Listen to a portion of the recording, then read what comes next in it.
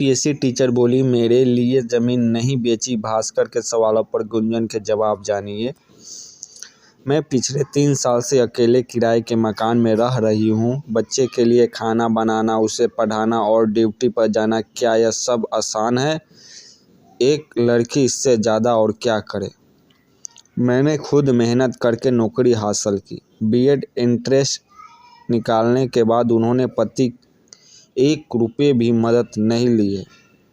अब वे कह रहे हैं कि मेरा अफेयर चल रहा है और पूरा समाज पुरुषवादी सोच के साथ मुझ पर टिप्पणी कर रहा है। वे सिर्फ मर्दों का पक्ष देखते हैं। क्या यह सही न्याय है? वैशाली की 28 साल की बीपीएससी टीचर गुंजन कुमारी बिहार ही नहीं पूरे देश में चर्चा का विषय बनी हुई है। गुंजन ने शनिवार को दैनिक भास्कर से बातचीत की और उससे अपना सभी आरोपों पर सफाई दी।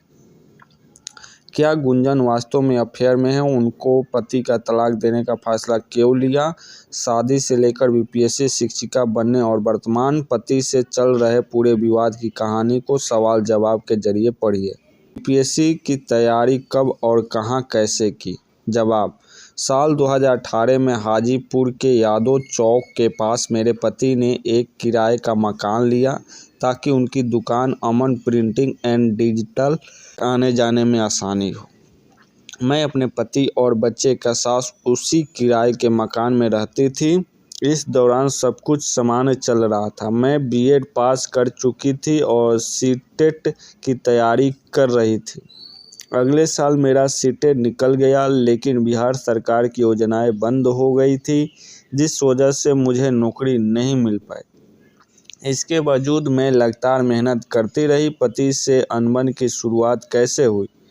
जवाब आया कि साल 2020 में मेरी एक सहेली जो ब्यूटिशियन है मुझसे मिलने आया करती थी। कई बार आने जाने के दौरान उनकी मुलाकात मेरे पति से भी हुई, जिसके बाद कुछ दिनों बाद मेरे पति का उससे लगाव बढ़ने लगा। मैंने कई बार दोनों को अकेले में बातें करते देखा। शुरुआत में नज़रअंदाज किया और अपनी पढ़ाई पर ध्यान देती रही, लेकिन पति का रवैया दिन प्रतिदिन बदलता गया। उनका ध्यान मुझसे, अपने काम से और बच्चों से हटकर मेरी सहेली पर फोकस करने लगे। जो भी पैसे थे वे महिला पर खर्च करने लगे। इसी दौरान उनके पैर भी टूट गए, जिसके बाद उन्होंने काम छोड़ दिया। वे पूरी तरह से बेरोजगार होकर घर बैठ गए। घर का खर्चा चलाने के लिए उन्होंने ज़मीन बेची, लेकिन यह कहना कि ज़मीन मेरी पढ़ाई के लिए बेची है, तरह से गलत है। क्या आपने बच्चे और पति से ज़्यादा खुद को महत्व दिया?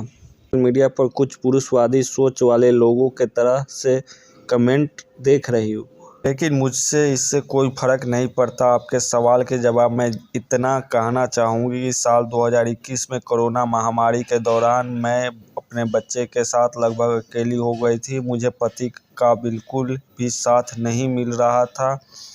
खुद पढ़ाई करना, बच्चे को पढ़ाना और घर संभालना सब कुछ मुश्किल हो गया था। उस समय मेरे पास नौकरी भी नहीं थी, जब मुझे अपने मामा से मदद लेनी पड़ी। मैं हाजीपुर छोड़कर उनके यहाँ रहने लगी और वहीं से बीपीएससी की परीक्षा दी और पास की। साल 2023 में मेरी नौकरी लग गई। तब तक मेरे पति को मेरी कोई चिंता नहीं थी कि मैं किस हालत में हूँ, कहाँ हूँ या बच्चा कहाँ है। मैं पिछले 3 साल से अकेले किराए के मकान में रह रही हूँ। बच्चे के लिए खाना बनाना, उसे पढ़ाना और ड्यूटी पर जाना, क्या यह सब इतना आसान है? एक लड़की इससे ज़्यादा और क्या कर सकती है? नौकरी पाने के बाद अपने परिवार जोड़ने की कोशिश की।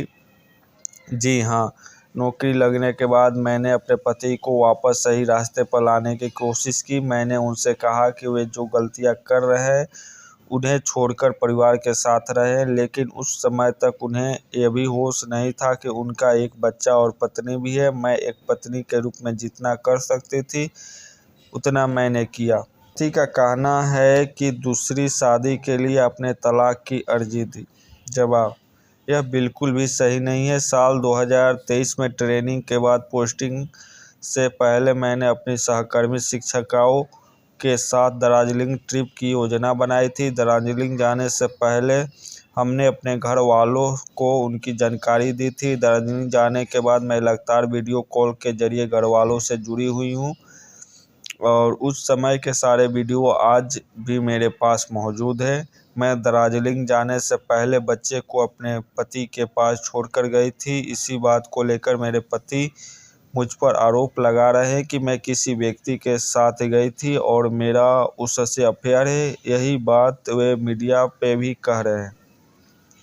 कोर्ट में तलाक का केस कहां तक पहुंचा है? जवाब: साल 2025 में मैंने वैशाली के परिवार न्यायालय में बीते 7 वर्षों की घटनाओं का जिक्र करते हुए अर्जी दी है।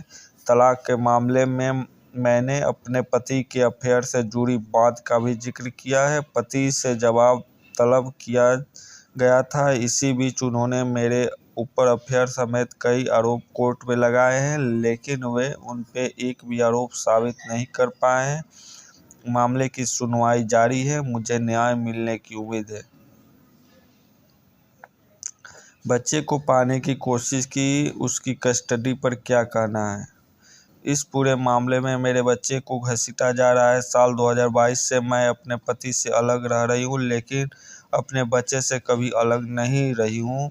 आज मैंने कोर्ट से अनुरोध किया कि मुझे मेरा बच्चा चाहिए। मैं मीडिया के साथियों से भी अनुरोध करती हूँ कि मुझे मेरा बच्चा दिलाने में सहयोग करें।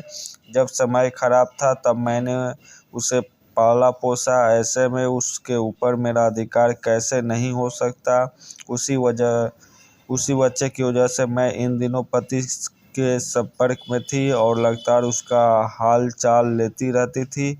आज वो भी जो कुछ बोल रहा है उसे सिखाया जा रहा है। वो नाबालिग है। मैं जानती हूँ वो मेरे बारे में कुछ भी गलत नहीं बोल सकता।